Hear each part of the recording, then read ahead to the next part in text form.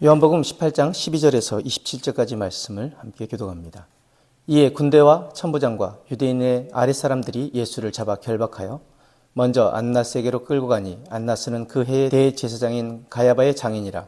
가야바는 유대인들에게 한 사람이 백성을 위하여 죽는 것이 유익하다고 권고하던 자라. 시몬 베드로와 또 다른 제자 한 사람이 예수를 따르니 이 제자는 대제사장과 아는 사람이라. 예수와 함께 대제사장의 집들에 들어가고 베드로는 문 밖에 서 있는지라. 대제사장을 아는 그 다른 제자가 나가서 문 지키는 여자에게 말하여 베드로를 데리고 들어오니 문 지키는 여종이 베드로에게 말하되 너도 이 사람의 제자 중 하나가 아니냐 하니 그가 말하되 나는 아니라 하고 그때가 추운 고로 종과 아랫사람들이 불을 피우고 서서 쬐니 베드로도 함께 서서 쬐더라. 대제사장이 예수에게 그의 제자들과 그의 교훈에 대하여 물으니 예수께서 대답하시되 내가 드러내놓고 세상에 말하였노라. 모든 유대인들이 모이는 회당과 성전에서 항상 가르쳤고 은밀하게는 아무것도 말하지 아니하였거늘 어찌하여 내게 묻느냐. 내가 무슨 말을 하였는지 들은 자들에게 물어보라. 그들이 내가 하던 말을 아느니라.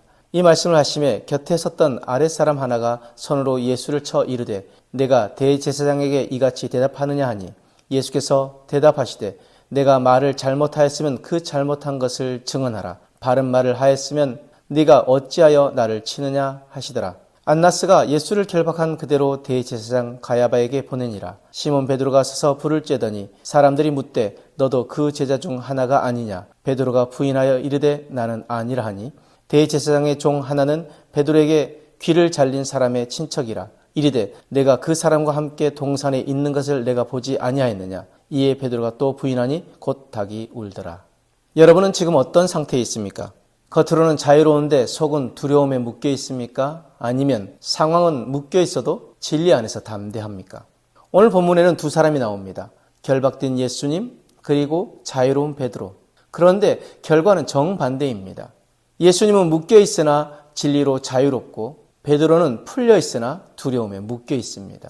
그리고 결국 닭이 울 때 모든 것이 드러납니다.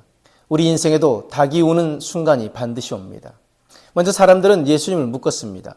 정치적 안정이라는 명분으로 제거하려 했습니다. 그러나 예수님은 끌려가신 것이 아닙니다. 스스로 그 길을 선택하신 것입니다. 사람들은 제거하려 했지만 하나님은 구원을 이루고 계셨습니다.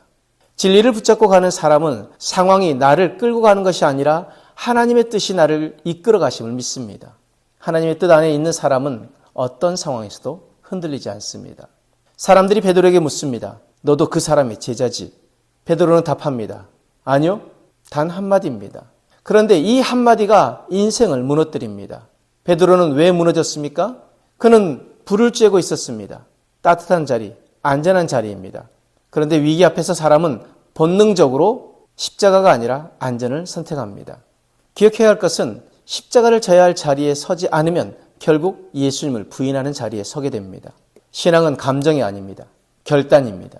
대가를 치르지 않는 믿음은 결국 무너집니다. 대제사장은 예수님을 몰아붙입니다.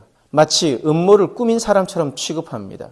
그런 대제사장에게 예수님은 이렇게 말씀하십니다. 나는 드러내놓고 말했다. 내 말을 들은 자들에게 물어보라. 숨길 것이 없습니다. 두려움이 없습니다. 흔들림이 없습니다. 왜입니까? 진리 안에 있기 때문입니다. 여러분, 진리 속에 사는 사람은 설명할 필요가 없습니다. 삶이 증거가 됩니다. 불을 쬐고 있던 베드로는 두 번이나 더 예수님을 부인합니다. 그리고 닭이 웁니다. 이 닭 울음은 단순한 소리가 아닙니다. 베드로의 진짜 상태를 드러내시는 하나님의 알람입니다. 우리 인생에도 이런 순간이 있습니다. 위기 앞에서, 손해 앞에서, 관계 앞에서 그때 우리의 선택이 드러납니다. 그 순간 여러분은 예수님을 인정합니까? 아니면 부인합니까?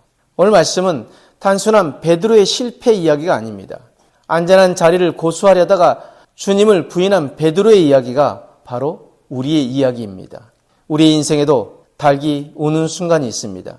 그 순간은 죄를 깨닫는 순간이며 무너진 자신을 보는 순간이고 하나님 앞에서 부끄러워지는 순간입니다.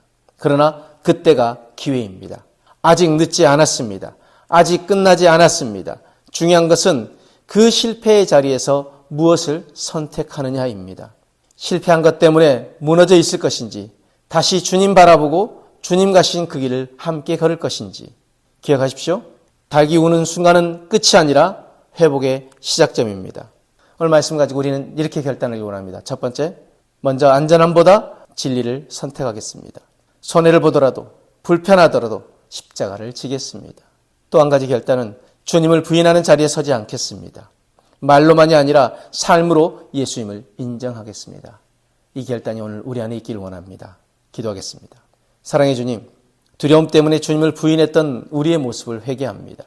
안전함이 아니라 십자가를 선택하게 하시고 어떤 상황에서도 주님을 담대히 인정하는 믿음을 주옵소서. 감사하며 예수님 이름으로 기도드렸습니다. 아멘.